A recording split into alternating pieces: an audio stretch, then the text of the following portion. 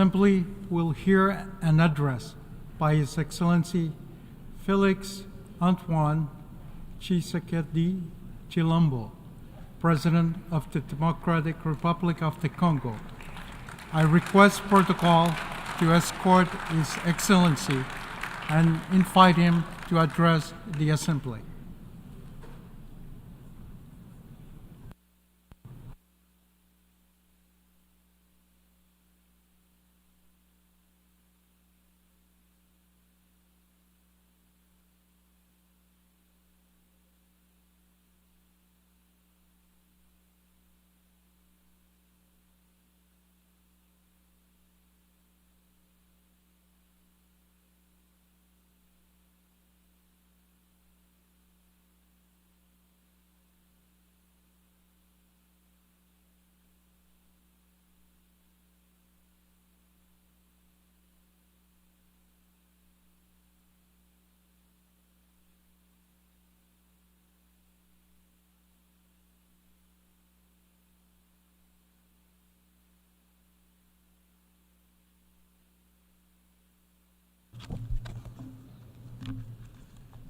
Monsieur le Président de l'Assemblée générale des Nations unies, ici représenté, c'est avec un immense honneur que je m'adresse à vous aujourd'hui pour la première fois depuis que le peuple congolais m'a renouvelé sa confiance en m'élisant pour un second mandat à la tête de notre nation. Ayant eu l'occasion de prendre la parole devant vous par le passé, je suis particulièrement ému de pouvoir le faire à nouveau en ce moment significatif pour notre pays. Je tiens à féliciter M. Philémon Yang pour son élection à la présidence de cette 79e session, de même que je rends hommage à vos prédécesseurs pour leur engagement constant au service de cette institution. Le thème de cette session, ne laisser personne de côté, agir ensemble pour faire progresser la paix, le développement durable et la dignité humaine pour les générations futures, résonne particulièrement avec nos aspirations en République démocratique du Congo. Monsieur le Président, Monsieur le Secrétaire général des Nations unies, Mesdames et Messieurs les chefs d'État et de gouvernement, Mesdames et Messieurs les chefs de délégation, le multilatéralisme et le respect d'un système mondial basé sur des règles ont été des piliers essentiels pour soutenir la paix, la sécurité, la santé, la prospérité à travers le monde depuis près de 80 ans. Les Nations unies incarnent ces valeurs fondamentales et demeure un acteur incontournable face aux défis majeurs que l'humanité doit surmonter, qu'il s'agisse de garantir la sécurité, de maîtriser le changement climatique ou de lutter contre la pauvreté.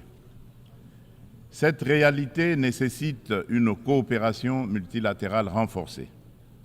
Cependant, le noble idéal des rédacteurs de la Charte des Nations unies, celui de servir d'instrument par lequel tous les pays régulent leur comportement, semble s'effacer. Le socle de la sécurité collective qu'elle a établi vacille. Nous avons la responsabilité de conjuguer nos efforts et de réaffirmer notre engagement envers le multilatéralisme, qui est la clé de solutions véritablement transformatrices face aux défis qui rongent notre monde. Comme l'a si bien exprimé Dag Hammarskjöld, ancien secrétaire général de l'ONU, dont le sacrifice en faveur de la paix en République démocratique du Congo nous rappelle la gravité de notre mission, je cite, « Le but de l'ONU n'est pas d'emmener l'humanité au paradis, mais de le protéger de l'enfer. » Fin de citation. En cette période critique du multilatéralisme, le multilatéralisme revêt une importance cruciale. Il permet de répondre aux menaces communes, de protéger notre planète et de renforcer la société civile ainsi que les droits humains. En effet, nous ne pouvons ignorer la montée alarmante de discours belliqueux et le rétablissement indécent de pratiques d'agressions armées et de pillage des ressources naturelles affectant tous les continents. Le conflit russo-ukrainien qui persiste et continue d'affecter la région n'est qu'une manifestation parmi tant d'autres qui menacent la paix dans le monde. Le Yémen, le Soudan, la Syrie ou encore le terrible drame qui se passe dans la bande de Gaza entrent dans le lot pour lequel le multilatéralisme jouerait pleinement son rôle. Il est impératif d'agir ensemble pour progresser vers la paix, le développement durable et la dignité humaine, garantissant ainsi un avenir meilleur pour les générations futures. Ne laissons personne sur le chemin. Tel est le message clair et pertinent qui inspire la thématique sélectionnée pour orienter les travaux de la 79e session de cette illustre Assemblée.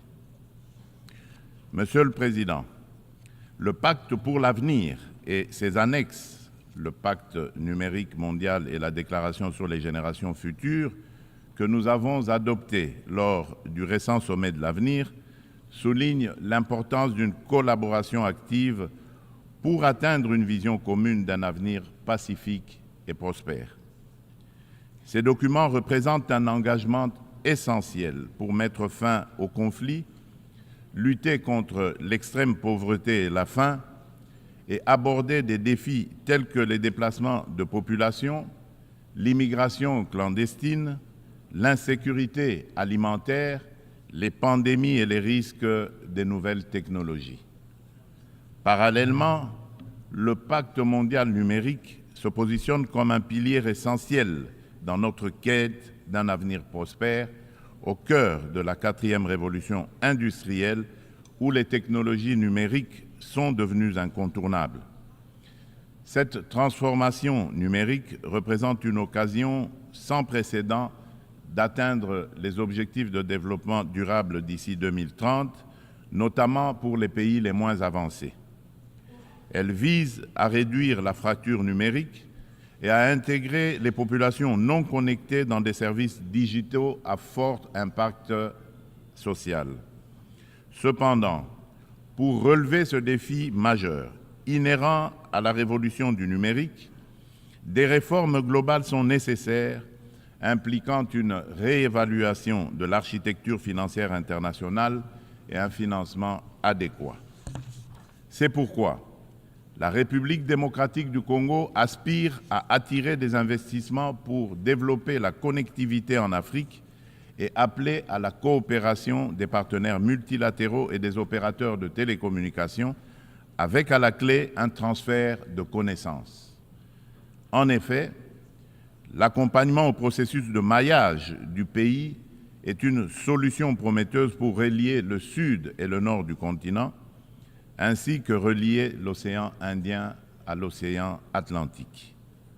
Cela comprend la formation de partenariats viables autour du projet hydroélectrique du Grand Inga qui vise à répondre à la demande énergétique croissante de notre continent, exacerbée par la prolifération des objets connectés.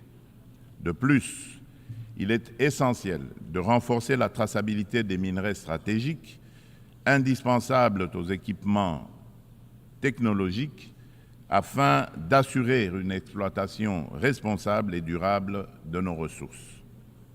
Par ailleurs, la pleine participation et l'engagement des jeunes, tant des filles que des garçons, sont également primordiaux pour bâtir une société durable et inclusive. Ce principe constitue le fondement de la Déclaration sur les générations futures, soulignant notre responsabilité envers les générations à venir et l'importance des décisions qui garantissent leur épanouissement. Pour l'Afrique, sa jeunesse représente un atout majeur pour sa prospérité future. Investir dans l'éducation, notamment dans les domaines STEM, sciences, technologies, ingénierie et mathématiques, et créer des environnements propices à l'innovation est crucial. Il est essentiel de remédier à la déconnexion entre une population jeune en forte croissance et le marché de l'emploi en fournissant les compétences nécessaires à leur intégration. Monsieur le Président, la situation dans l'Est de la République démocratique du Congo est particulièrement préoccupante.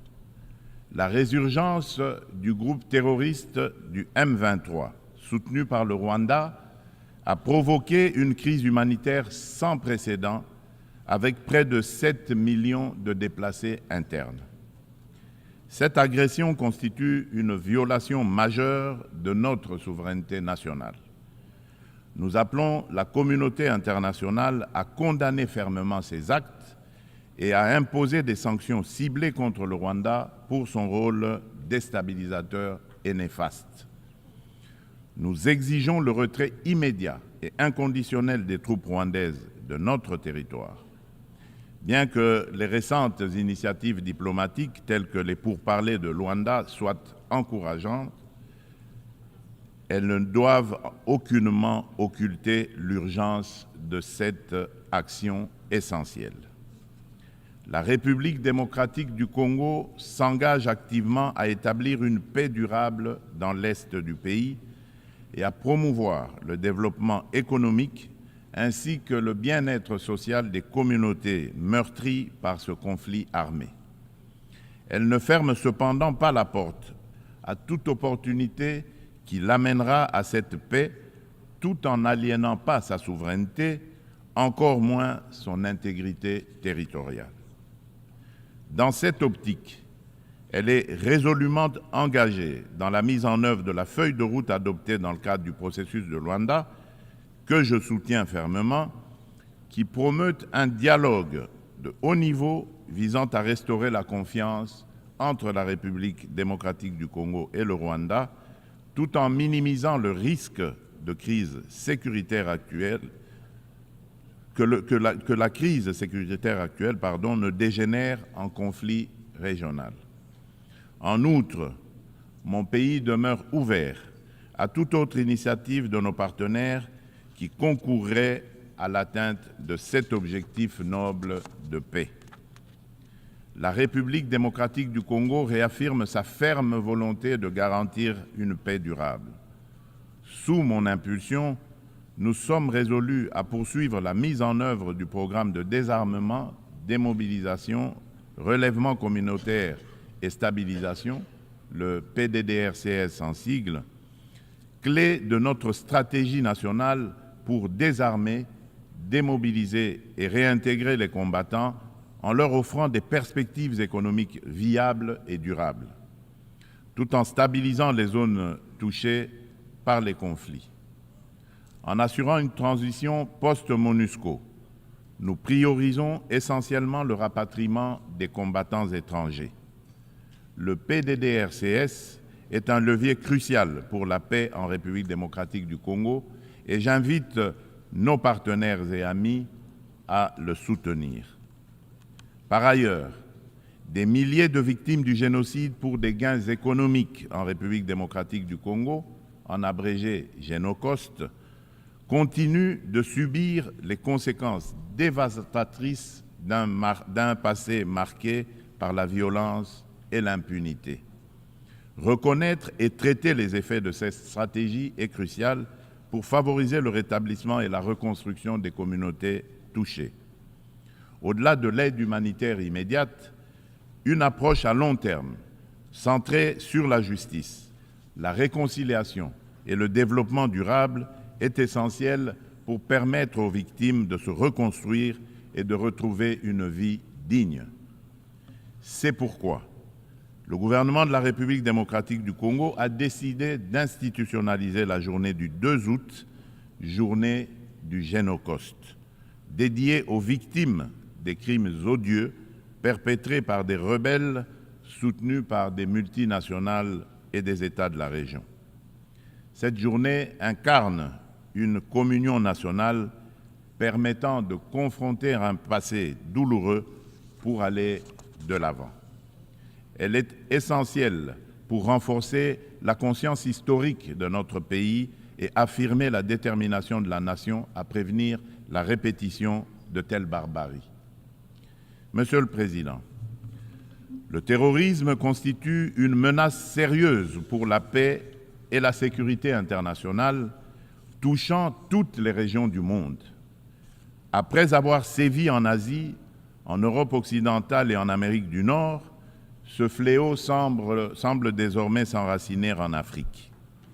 En tant que membre de la coalition mondiale contre l'État islamique, la République démocratique du Congo exhorte les Nations unies à intensifier leurs actions pour mettre en œuvre les recommandations de cette organisation, notamment dans le cadre du processus d'Aqaba. Le terrorisme qui sévit dans l'est de notre pays est étroitement lié au pillage et à l'exploitation illégale de nos ressources naturelles. Ces activités criminelles alimentent l'insécurité et financent les groupes armés, exacerbant les conflits dans la région des Grands Lacs. Par conséquent, il est impératif que les Nations unies envisagent des sanctions sévères contre les acteurs responsables de ces crimes économiques afin de briser ce cercle vicieux et de favoriser la paix, le développement durable et la dignité humaine pour les futures générations. Monsieur le Président, selon le dernier rapport d'examen national volontaire des objectifs de développement durable, la République démocratique du Congo a réalisé des avancées significatives vers plusieurs cibles des ODD grâce à des réformes et interventions majeures. Depuis 2019, le gouvernement a mis en place une réforme ambitieuse pour assurer la gratuité de l'enseignement de base, permettant à près de 4 millions d'enfants de rejoindre l'école. En outre, plusieurs mesures ont été prises pour renforcer la protection sociale, introduire la couverture sanitaire universelle et promouvoir l'égalité des sexes, ainsi que pour favoriser le développement des infrastructures et une industrialisation rapide à travers notamment la création des zones économiques spéciales. Malgré ces progrès, le rapport mondial sur les objectifs de développement durable souligne qu'au rythme actuel, la République démocratique du Congo ne pourra pas atteindre les ODD d'ici 2030 en raison des inégalités et de la vulnérabilité persistante exacerbée par des conflits armés. Face à ce défi, une feuille de route comprenant des actions, interventions et réformes spécifiques a été élaborée afin d'accélérer les progrès et de répondre aux enjeux de l'agenda 2030 avec déjà certaines mesures mises en œuvre pour que la République démocratique du Congo soit en adéquation avec les ODD en 2030. Pour cela, la République démocratique du Congo nécessite des investissements annuels de 32 milliards de dollars. Il est donc indispensable de renforcer les partenariats pour des investissements durables et de promouvoir la paix afin de permettre un développement socio-économique stable. Au registre des réponses mondiales aux défis climatiques et la promotion des énergies renouvelables, la République démocratique du Congo, qui a déjà affirmé son engagement en faveur d'une action climatique ambitieuse, souligne l'importance cruciale d'un soutien financier et technique accru afin de renforcer ses efforts pour atteindre les objectifs de l'accord de Paris. Riche en biodiversité et en ressources naturelles, la République démocratique du Congo se positionne comme un acteur clé dans la lutte contre le changement climatique. Les initiatives engagées pour réduire les émissions de gaz à effet de serre se concentrent sur 4 secteurs stratégiques: l'agriculture, la foresterie, l'énergie et la gestion des déchets. Des réformes structurelles sont actuellement mises en place pour inverser la déforestation et améliorer l'accès à une énergie propre, témoignant ainsi de l'engagement déterminé du gouvernement en faveur de la préservation des ressources naturelles et de la transition écologique. Concernant la valorisation des forêts tropicales, un tournant majeur a été franchi à Bali en novembre 2022, en Indonésie, avec la coopération autour de la forêt tropicale et l'action climatique signée par le Brésil, l'Indonésie et la République comme levier pour un développement durable. L'Alliance trilatérale pour la coopération sur les forêts tropicales, créée à cette occasion, constituera un cadre pour relever les défis liés à la biodiversité et proposera des solutions pour les marchés de crédit carbone, tout en veillant au respect des droits des peuples autochtones. Par ailleurs, dans le cadre des enjeux liés à l'environnement et au réchauffement climatique, il est essentiel de souligner la tenue du deuxième sommet des 3 grands bassins forestiers tropicaux du monde, à savoir l'Amazonie, le Congo et le Bornéo-Mékong, qui s'est tenu du 26 au 28 octobre 2023 à Brazzaville, en République du Congo. Cette initiative africaine, portée par le président Denis Sassou Nguesso, vise à mettre en œuvre, dans le cadre de la décennie des Nations Unies pour la restauration des écosystèmes, la première coalition mondiale dédiée à la restauration de 350 millions d'hectares d'écosystèmes terrestres et aquatiques. Ces forêts constituent un rempart indispensable contre le changement climatique. Face à des problèmes clairement identifiés et à des solutions à portée de main, il est crucial d'agir de manière concrète. Les bassins amazoniens, congolais et de Bornéo-Mékong abritent plus de 80% des forêts tropicales et jouent un rôle crucial dans la lutte contre le changement climatique, tout en fournissant des services écosystémiques vitaux. Il est donc impératif que l'amélioration des conditions socio-économiques des communautés locales qui jouent un rôle clé dans la préservation de ces forêts soit placée au centre des priorités de la gouvernance mondiale. Pour sa part, la République démocratique du Congo met en place des instruments juridiques et des dispositifs institutionnels visant à renforcer sa position sur le marché mondial du carbone, tout en restant ouverte à des partenariats en conformité avec l'accord de Paris et ses lois internes. La prise de conscience croissante des défis liés à l'instabilité climatique et à l'épuisement des ressources naturelles, souvent à l'origine de conflits armés, souligne l'urgence d'agir sur ces problématiques. Il est donc primordial de reconnaître le lien entre changement climatique, dégradation environnementale et sécurité, afin de favoriser des actions proactives qui atténuent ces risques par le biais de pratiques durables. À cet égard, nous appelons le Conseil de sécurité à établir des mécanismes internationaux intégrant les questions de sécurité climatique dans leurs discussions. Monsieur le Président, face à un défi énergétique majeur, le monde fait face à un défi énergétique majeur. Les systèmes basés sur les combustibles fossiles sont responsables d'importantes émissions de gaz à effet de serre, exacerbant le changement climatique. Sans efforts concertés pour promouvoir les énergies renouvelables, nous risquerions de faire face à davantage de crises, telles que des conditions météorologiques extrêmes et des conflits liés aux ressources naturelles, comme nous l'observons déjà. La République démocratique du Congo dispose de ressources abondantes, y compris des minéraux essentiels tels que le cobalt, le lithium, le nickel et le graphite, pour ne citer que ceux-là, qui peuvent faciliter une transition énergétique durable. Nous appelons à la coopération internationale pour développer les technologies et infrastructures nécessaires.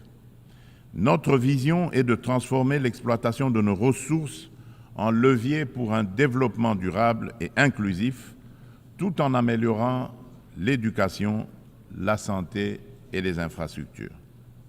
L'inclusion sociale est au centre de notre stratégie, garantissant une répartition équitable des bénéfices du progrès.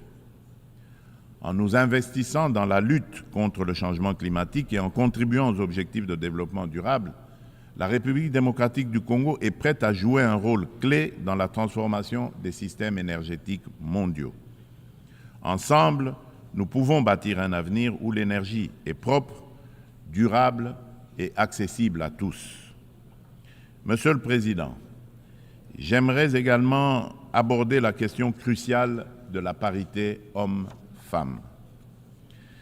Bien que la participation égale des femmes et des hommes à la vie politique soit internationalement reconnue, il subsiste dans la pratique un fossé entre l'égalité juridique et la réalité dans l'exercice du pouvoir.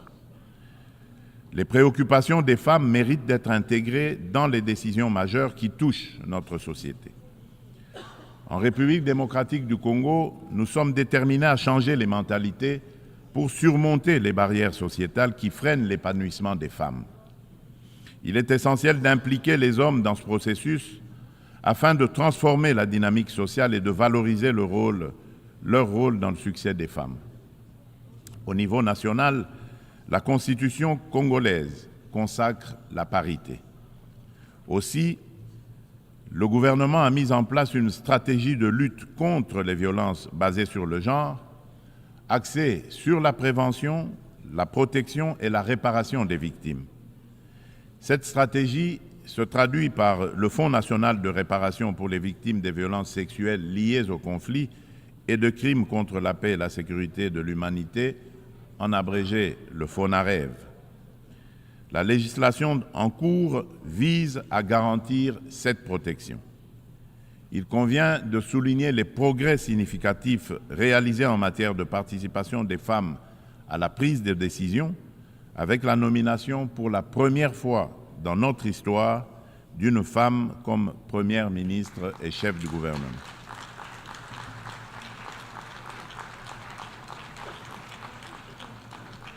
Nous assistons également à une présence accrue de femmes dans les instances gouvernementales ainsi que dans le Parlement et le système judiciaire, illustrée par la nomination de femmes au poste de premier président du Conseil d'État et à la tête de la Banque centrale du Congo.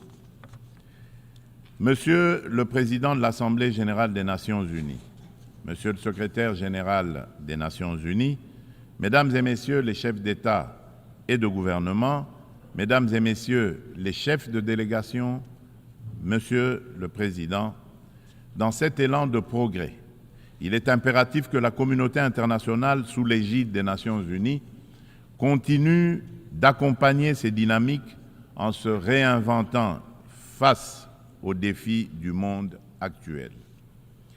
Pour maintenir la confiance de la communauté internationale, l'Organisation des Nations unies doit prouver sa capacité à s'adapter aux évolutions contemporaines et à les surmonter de manière efficace et responsable.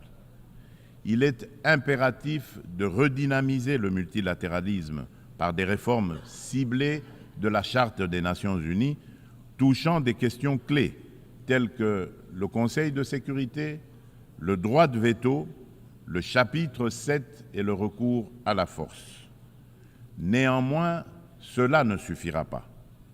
La coordination et la coopération entre les différentes institutions et agences des Nations unies doivent également être renforcées. De nombreux enjeux globaux sont souvent abordés de manière redondante dans différents forums, parfois sous des angles contradictoires, tandis que d'autres problématiques restent entièrement négligées, chaque bureaucratie internationale cherchant à défendre son existence propre. À cet égard, tout en saluant l'appui des États-Unis, je réitère avec fermeté, au nom de l'ensemble des pays africains, la requête de création de 2 sièges permanents au Conseil de sécurité des Nations unies pour les pays africains.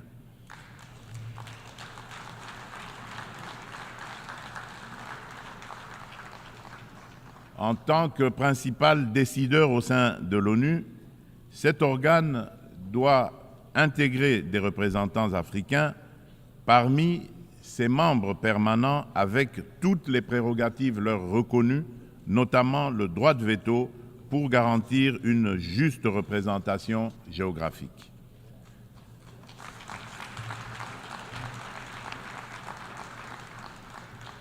Il s'agit là d'une question de justice pour un continent dont le rôle dans les affaires internationales ne cesse de croître. Nous, Africains, tenons cette exigence avec la plus grande détermination.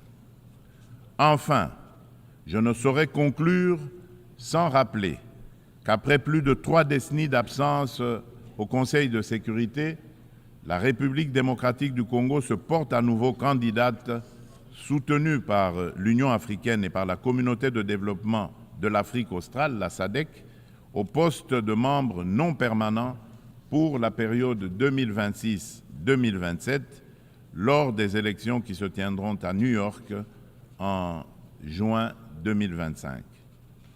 La République démocratique du Congo a déjà occupé cette fonction entre 1982 et 1983, 1990 et 1991, période durant lesquelles elle a œuvré pour la promotion de la paix, de la sécurité et de la stabilité en Afrique et dans le monde.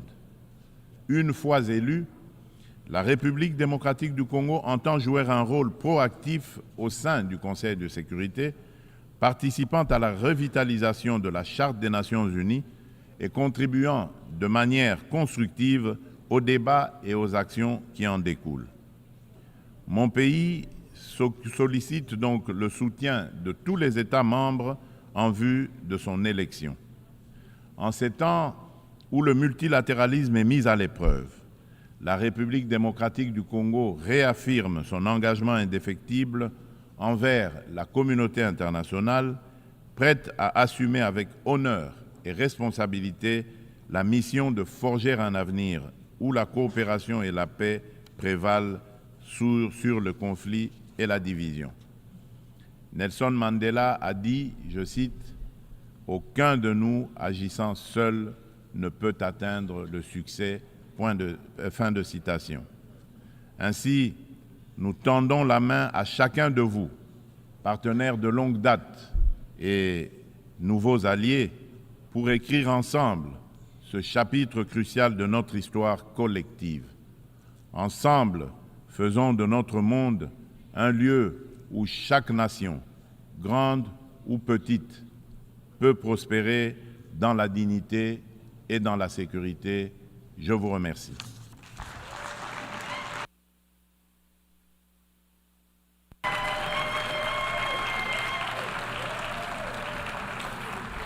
On behalf of the Assembly, I wish to thank the President of the Democratic Republic of the Congo,